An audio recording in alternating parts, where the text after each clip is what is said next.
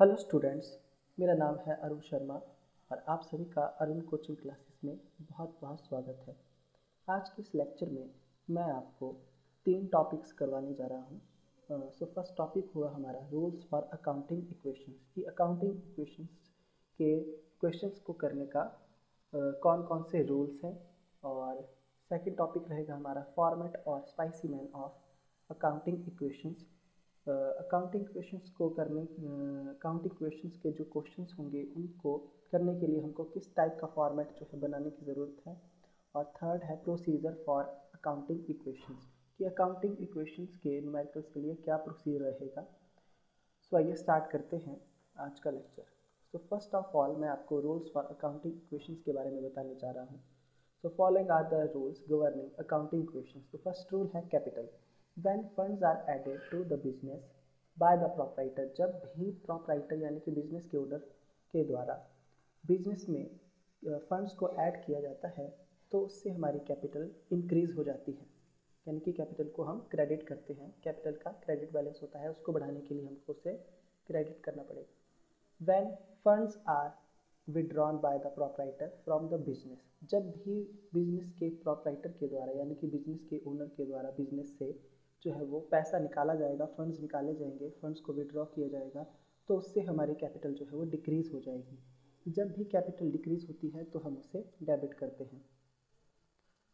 Profit, when business earns a profit, जब भी business को प्रॉफिट होता है तो उसको कैपिटल में ऐड किया जाता है। It is added to the capital और उससे हमारी कैपिटल बढ़ जाती है। It is equal to the revenue earn by the business less the expenses incurred. So profit क्या है? जो भी बिजनेस ने रेवेन्यू को अर्न किया है, जो भी उसने रेवेन्यू कमाई है, उसमें से जब हम एक्सपेंडिचर्स को माइनस करेंगे, एक्सपेंसेस को माइनस करेंगे, तो हमारे पास जो आंसर आएगा वो होगा प्रॉफिट, जैसे कि यहाँ पे दिया गया है। जब हम रेवेन्यू से एक्सपेंस को माइनस करेंगे तो हमारे पास जो है वो प्रॉफिट आएगा, इनकम आएगी। Loss, when business incurs loss, जब भी बिजनेस को लॉस होगा तो उसको जो है वो डिडक्ट किया जाएगा, माइनस किया जाएगा कैपिटल में से। It is incurred when expenses borne by the business are more than the revenue earned. So जितने भी रेवेन्यू एक बिजनेस ने अर्न की है, अगर वो उसके एक्सपेंसेस से, बिजनेस के एक्सपेंसेस से कम है, तो एक्सपेंडिचर और रेवेन्यू के बीच का जो डिफरेंस होगा वो लॉस होगा। नेक्स्ट है interest on capital. So interest on capital क्या है? It is an income earned by the proprietor due to his investment in the business by way of his capital. So जो interest on capital है वो proprietor के लिए income है, क्योंकि proprietor ने जो है वो इन्वेस्ट किया है पैसा बिजनेस में। सो उससे क्या होगा कि जो भी कैपिटल पे इंटरेस्ट होगा वो प्रोप्राइटर की कैपिटल में ऐड हो जाएगा, क्योंकि प्रोप्राइटर के लिए वो इंटरेस्ट ऑन कैपिटल इनकम है और this is an expense for business, और इंटरेस्ट ऑन कैपिटल जो है वो बिजनेस के लिए खर्चा है। सो इसलिए इसको प्रॉफिट में से हम माइनस करते हैं इंटरेस्ट ऑन कैपिटल को, और इंटरेस्ट ऑन कैपिटल को बिजनेस की जो कैपिटल है प्रोप्राइटर ने जो बिजनेस में लगाई है उसमें इंटरेस्ट ऑन कैपिटल को कैपिटल में ऐड किया जाता है। So however such an interest is an income from for the proprietor, so and hence added to the capital, क्योंकि जो इंटरेस्ट ऑन कैपिटल है वो प्रोप्राइटर के लिए इनकम है, इसलिए इंटरेस्ट ऑन कैपिटल को कैपिटल में ऐड किया जाएगा। और दूसरा इफेक्ट क्या होगा इसका कि इंटरेस्ट ऑन कैपिटल बिजनेस के लिए एक्सपेंस है, इसलिए उसको कैपिटल में से जो है माइनस हम करेंगे। आगे आने वाले जो क्वेश्चंस होंगे मैं वहाँ पे आपको एक एक बात जो है वो बिल्कुल क्लियर जो है कर दूंगा। Interest on drawings, it is an income earn by the business due to withdrawing of the capital by proprietor. देखिए, सो इंटरेस्ट ऑन ड्राइंग क्या है? इंटरेस्ट ऑन ड्राइंग जो है वो बिजनेस के लिए इनकम है, क्योंकि प्रोप्राइटर ने जो भी पैसा बिजनेस से विड्रॉ किया है, अब वो पैसा जो है प्रोप्राइटर को बिजनेस को वापस करना पड़ेगा। So due to separate legal entity concept जो बिजनेस होता है और जो प्रोपराइटर होता है वो एक अलग अलग पर्सन है। सो प्रोपराइटर ने बिजनेस से पैसा विड्रॉ किया है, बिजनेस से कैश निकाला है, इसलिए प्रोपराइटर को वो पैसा बिजनेस को वापस करना पड़ेगा और उस पैसे पे जो है वो इंटरेस्ट भी लगेगा। उसको हम इंटरेस्ट ऑन ड्राइंग्स कहते हैं। सो इंटरेस्ट ऑन ड्राइंग जो है वो बिजनेस के लिए इनकम है, इसलिए इंटरेस्ट ऑन ड्राइंग्स को हम जो है वो इंटरेस्ट ऑन ड्राइंग्स को हम प्रॉफिट में ऐड करते हैं। So since this is a revenue earned by the business, so it is added to the profit earned. However, such an interest is expense or loss for the proprietor, क्योंकि ये जो interest on drawings है proprietor के लिए खर्चा है, loss है, इसलिए हम इंटरेस्ट ऑन ड्राइंग्स को कैपिटल में से माइनस करेंगे।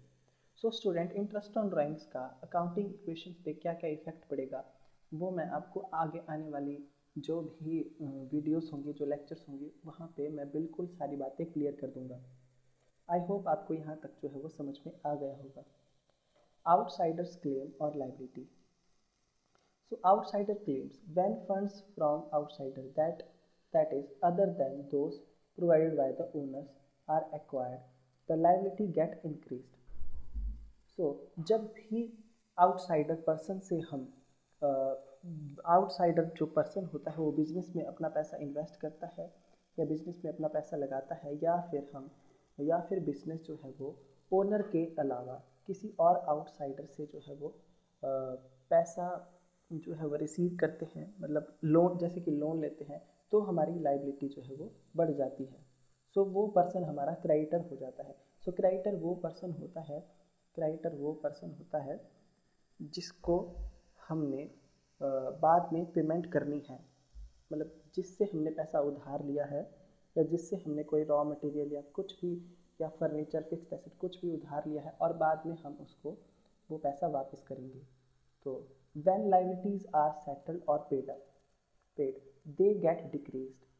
सो जब भी हम लायबिलिटी को जो है वो वापस करेंगे, लायबिलिटी की पेमेंट करेंगे, उसको सेटल करेंगे, तो हमारी लायबिलिटी उतने अमाउंट से जो है वो डिक्रीज़ हो जाएगी। तो लायबिलिटी का जो बैलेंस होता है वो क्रेडिट बैलेंस होता है और उसको जो है वो कम करने के लिए, उसको सेटल करने के लिए हम उसे डेबिट करेंगे। नेक्स्ट है assets. If an asset is added to the business, जब भी कोई एसेट बिजनेस में ऐड किया जाता है तो हमारा एसेट जो है बढ़ जाता है। तो एसेट का जो बैलेंस होता है वो डेबिट बैलेंस होता है। If an asset is dissolved और disposed, so there is a decrease, so assets को क्रेडिट किया जाता है। सो बोलने का मतलब ये है कि जब भी बिजनेस में हम किसी एसेट को ऐड करेंगे, जैसे हमने कैश जो है वो बिजनेस में इन्वेस्ट किया तो हमारा उससे कैश बढ़ जाएगा। और इन केस अगर हम कोई फर्नीचर जो है बिजनेस को रन करने के लिए ख़रीदते हैं तो उससे भी हमारे फिक्स्ड एसेट बढ़ जाएंगे।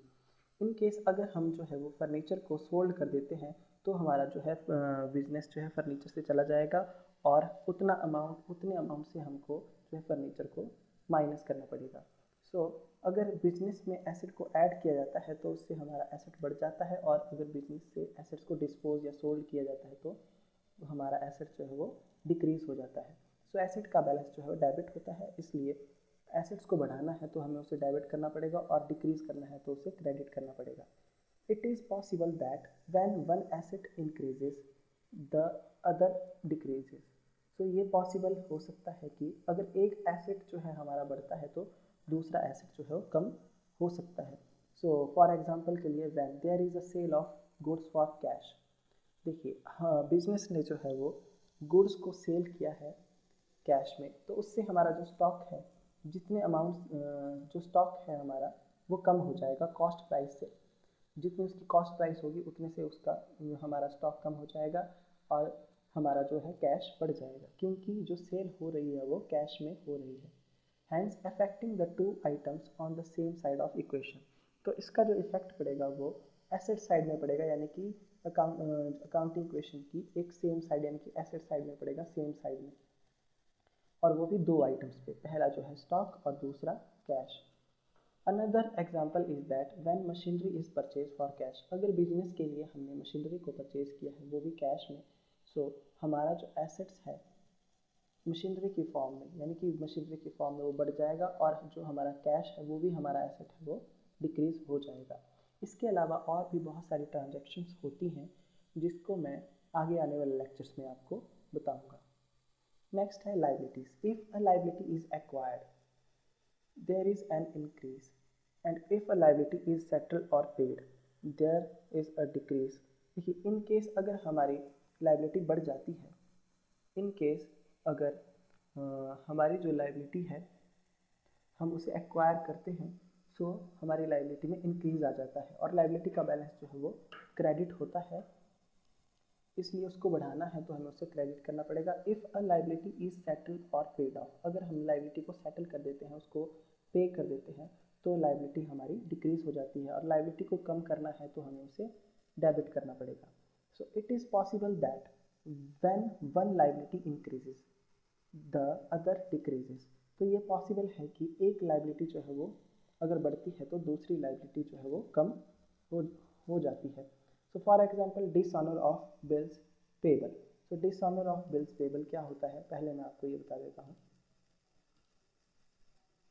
Dishonour of bills payable, so bills payable decreases, तो इससे क्या होगा, हमारा बिल्स पेबल डिक्रीज हो जाएगा और जो अमाउंट हमने क्रेडिटर को पे करना था वो बढ़ जाएगा, यानी कि हमारा जो बिल्स पेबल है वो हमारी लाइबिलिटी होती है, हम उसे लाइबिलिटी में शो करते हैं, तो हमारा बिल्स पेबल जो है वो डिक्रीज हो जाएगा। बिल्स पेबल नाम से एक आइटम हम क्रिएट जो हमको क्वेश्चन में दी होगी उतने से बिल्स पेबल कम हो जाएगा, और जो हमारे क्रेडिटर्स होंगे वो बढ़ जाएंगे। सो बिल्स पेबल अगर डिसऑनर हो जाता है तो क्या होता है, bills payable dishonour when the drawee a person who is liable to pay. देखिए, जब ड्रॉई ड्रॉई कौन है, ड्रॉई वो पर्सन है जो जो लायबल है उस पेमेंट को करने के लिए जितना अमाउंट हमने जो है क्रेडिटर को पे करना है, is not able to make the payment on the date of maturity of bill. जब बिल की जो ड्यू डेट है, मैच्योरिटी डेट है, उस डेट पर अगर ड्रॉई जो है वो बिल की पेमेंट नहीं करता है तो हम ये बोलेंगे कि a bill is set to be dishonour, की बिल जो है वो डिसऑनर हो चुका है। तो उतने से हमारा बिल्स पेबल कम हो जाएगा। जैसे 500 रुपीज़ का बिल है तो बिल्स पेबल जो है 500 से कम हो जाएगा, और वो अमाउंट उतने ही अमाउंट से 500 से हमारे क्रेडिटर्स बढ़ जाएंगे।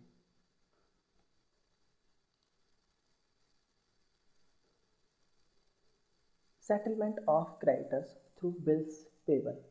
अगर हम क्रेडिटर्स की सेटलमेंट करते हैं बिल्स पेबल के थ्रू, तो the amount payable to creditor decreases, तो जो अमाउंट है, जितना अमाउंट हमने क्रेडिटर को पे करना था उतने से क्रेडिटर हमारे कम हो जाएंगे और बिल्स पेबल जो है हमारा बढ़ जाएगा।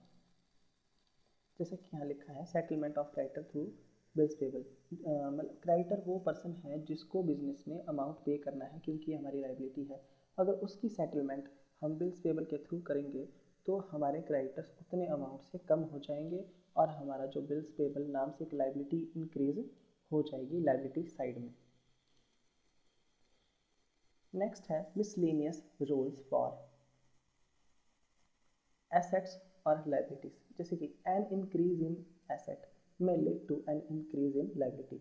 तो कुछ ऐसे भी बिजनेस ट्रांजेक्शन्स आपको देखने को मिलेंगी कि जिससे हमारी एसेट में, अगर एक एसेट में इंक्रीज होता है तो जो है वो उतने ही अमाउंट से हमारी लाइबिलिटी भी इंक्रीज होगी। For example purchase of raw material on credit, हमने रॉ मटेरियल को परचेज किया है वो भी क्रेडिट में, उधार में, तो हमारा जो स्टॉक है उतने अमाउंट से इंक्रीज हो जाएगा और हमारी लाइबिलिटी साइड में जो क्रेडिटर्स होंगे, जो अमाउंट हमने सप्लायर को पे करना होगा उतने अमाउंट से क्रेडिटर्स बढ़ जाएंगे। इनकम रिसीव्ड इन एडवांस, हमने एडवांस में इनकम को रिसीव किया है। जैसे कि आपको पता है ये जो है वो फाइनेंशियल ईयर जो है वो 2023-24 चला है। सो इन केस अगर हमको 2024 और 25 की इनकम, अगर 2024-25 की इनकम अगर 2023-24 में मिल जाती है, यानी एक साल पहले मिल जाती है, सो हम ये बोलेंगे कि हमको जो है एडवांस में इनकम रिसीव हुई है, तो उतने से हमारा जो कैश होगा वो इंक्रीज़ हो जाएगा और उतने से ही हमारी जो है लाइबिलिटी इंक्रीज हो जाएगी, क्योंकि वो पैसा जो है करंट फाइनेंशियल ईयर का नहीं है, वो पैसा जो है, ये जो हमारा पैसा है वो नेक्स्ट ईयर 2024-25 का है, इसलिए जो है हमारी लाइबिलिटी हम इंक्रीज हो जाएगी। तो लाइबिलिटी साइड में हम इनकम रिसीव्ड इन एडवांस नाम से एक आइटम शो करेंगे और उतने से लाइबिलिटी को इंक्रीज कर देंगे। सो ये सारी की सारी बातें मैं आपको आगे आने वाले जो वीडियोस में लेक्चर्स में बताऊंगा। अ डिक्रीज इन एसेट में lead to a decrease in liability.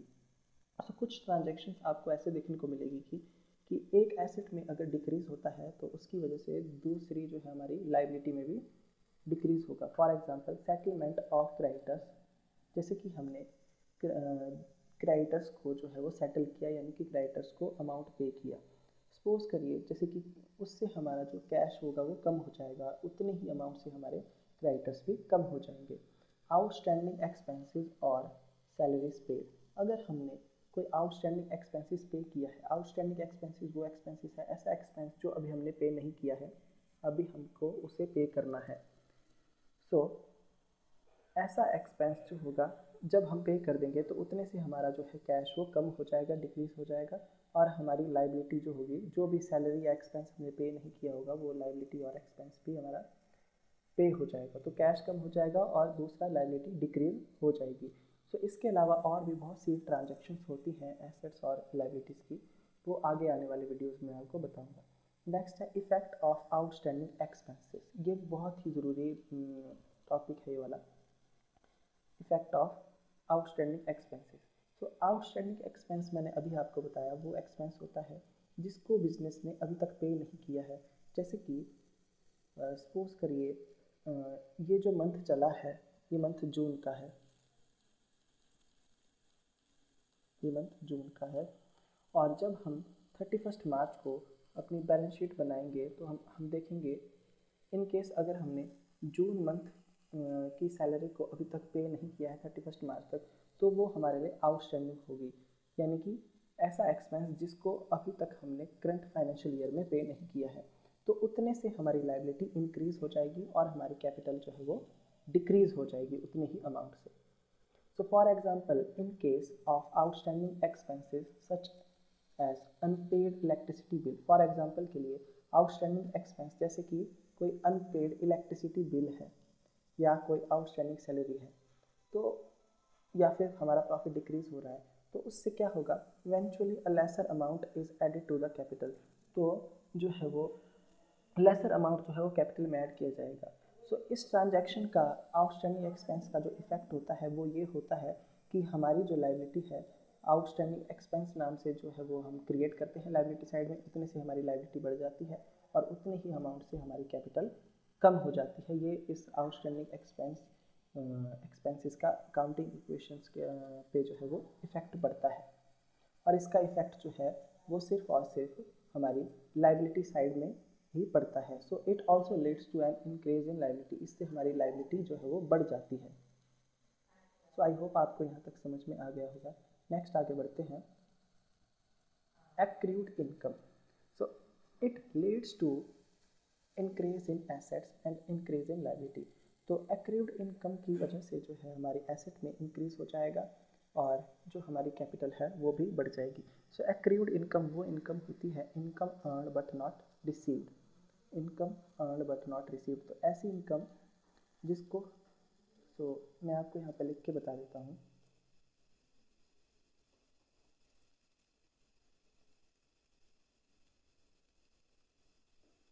Income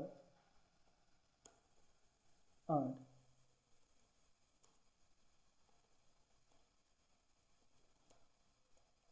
but not received, ऐसी इनकम जिसको हमने कमा लिया है पर अभी तक उस इनकम को हमने रिसीव नहीं किया है, तो वो income earn but not received है। सो ऐसी इनकम हमारी एसेट होती है, तो इसलिए इससे हमारी एसेट बढ़ जाती है और हमारी कैपिटल भी इंक्रीज हो जाती है। For example in case of accrued rent, तो ऐसा रेंट जैसे कि जो रेंट अभी तक हमको रिसीव नहीं हुआ है, फॉर एग्जांपल के लिए जैसे कि जो है जनवरी मंथ चला है, जनवरी मंथ का जो रेंट बनता है वो 5,000 रुपये है, और करंट जो मंथ चला है वो जून चला हुआ है, ये हमारा करंट मंथ है। और अभी तक हमको जो है वो जनवरी मंथ का जो रेंट है 5,000 रुपये वो नहीं मिला है। तो हम ये मानेंगे कि जो 5,000 रुपीज़ है वो हमारे लिए इनकम अर्नड है बट नॉट रिसीव है। तो ये इनकम हमने कमा ली है, पर अभी तक हमको जो है वो जून मंथ तक, ये करंट मंथ जो जून चला है वो जून मंथ में भी ये इनकम हमको नहीं मिली है। सो आई होप आपको ये बात जो है वो समझ में आ गई होगी। Profit increases which are eventually added to capital, या फिर को प्रॉफिट बढ़ रहा है तो इससे होगा क्या, इससे हमारी कैपिटल जो है वो बढ़ जाएगी। So hence capital is increase, और हमारी कैपिटल जो है वो बढ़ जाएगी। तो इस ट्रांजैक्शन का जो इफेक्ट होता है वो एसेट इससे हमारे बढ़ जाते हैं और हमारी कैपिटल भी इंक्रीज हो जाती है। तो नेक्स्ट है प्रीपेड एक्सपेंसेस। तो प्रीपेड एक्सपेंस वो एक्सपेंस होता है जो हमने एडवांस में पे कर दिया हो। सपोज करिए कि जैसे 2024-25 का जो रेंट था वो 5,000 रुपये था अप्रैल मंथ का।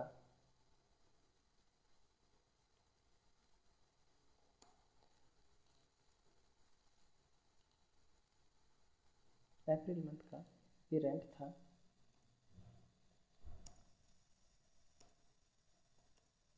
पर जिसको हमने पे कर दिया है 2023-24 में। तो ये जो रेंट है हमारा प्रीपेड रेंट होगा, ये अमाउंट हमारा प्रीपेड अमाउंट होगा।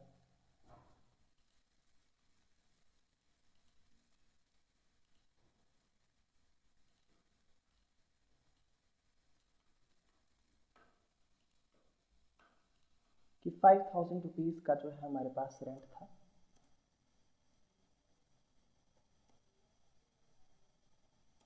अप्रैल मंथ का,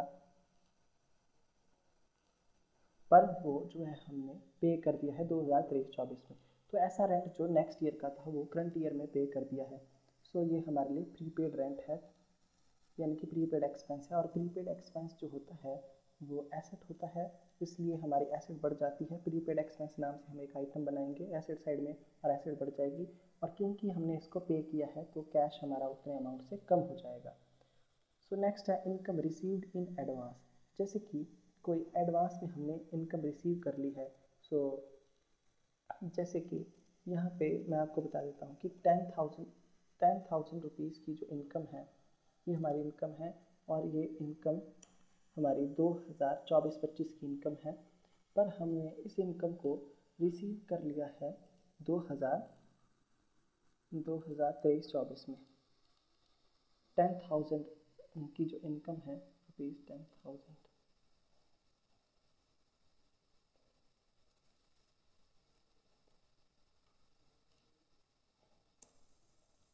जिसको हमने रिसीव्ड इन द ईयर 2023-24। तो 2024-25 की इनकम को 2023-24 में ही रिसीव कर लिया है। तो ये जो इनकम है हमारे लिए लाइबिलिटी है, इससे हमारी लाइबिलिटी इंक्रीज हो जाएगी और हमारा कैश भी बढ़ जाएगा, हमारा एसेट भी बढ़ जाएगा। सो स्टूडेंट्स, ये थे रूल्स अकाउंटिंग इक्वेशंस के। इसके अलावा और भी बहुत सी ट्रांजैक्शंस होती हैं और उनका एसेट्स पे, लाइबिलिटीज़ पे या कैपिटल पे क्या इफेक्ट पड़ता है, ये मैं आगे आने वाले आपको वीडियोस में, लेक्चर्स में बताऊंगा। सो हमारा अब नेक्स्ट टॉपिक है प्रोसीजर फॉर अकाउंटिंग इक्वेशंस। तो उससे पहले मैं आपको अकाउंटिंग इक्वेशंस के न्यूमेरिकल्स को करने का क्या फॉर्मेट होता है वो बता देता हूँ। जैसा कि आपको स्क्रीन पे दिखाई दे रहा है, फर्स्ट ऑफ ऑल हम जो है वो सबसे टॉप पे ऐसे अकाउंटिंग इक्वेशन लिखेंगे, और पहला जो कॉलम होता है वो सीरियल नंबर का होता है। सीरियल नंबर का पहला कॉलम होता है, यहाँ पे जो है सीरियल नंबर लिखा जाता है 1 2 3 4, 1 2 3 4 5 6। जो भी ट्रांजैक्शन जो है वो आती जाएगी उसको लिखा जाएगा।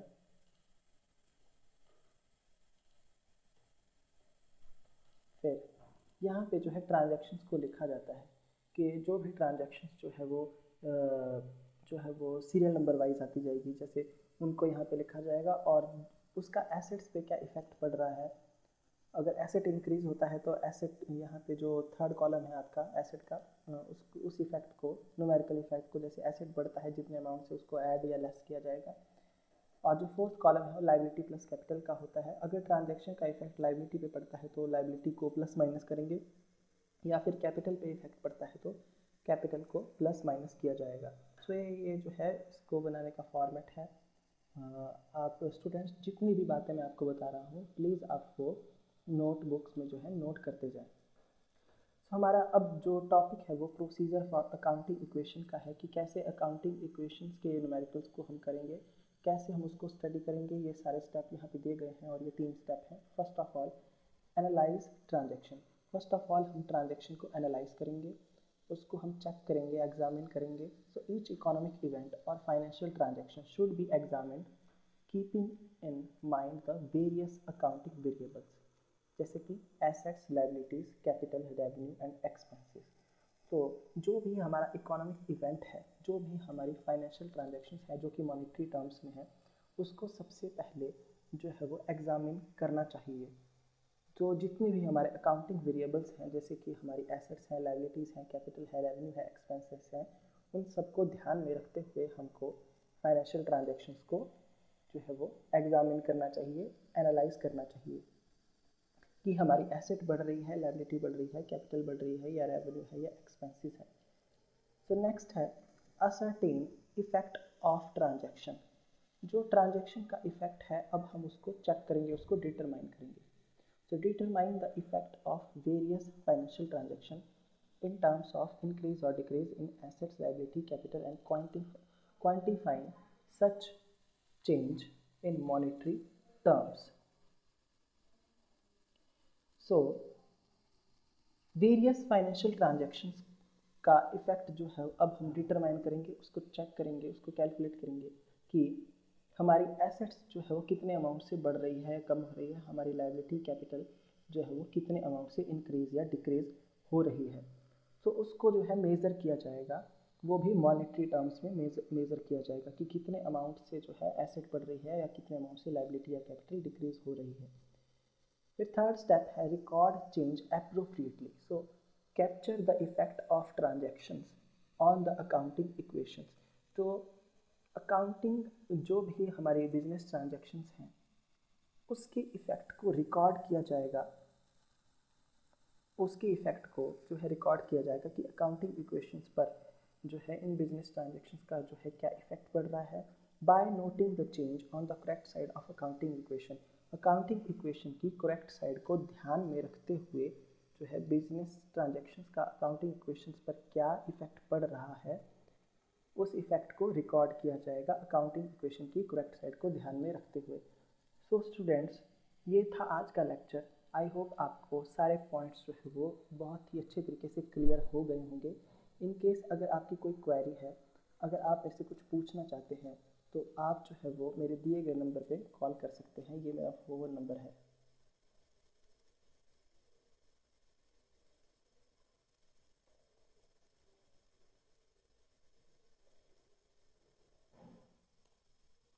ये मेरा व्हाट्सएप नंबर है और ये मेरा दूसरा जियो का नंबर है। तो अगर आपकी कोई भी क्वेरी है, आप कुछ भी पूछना चाहते हैं तो मेरे इस नंबर पे कॉल कर सकते हैं। Thank you so much.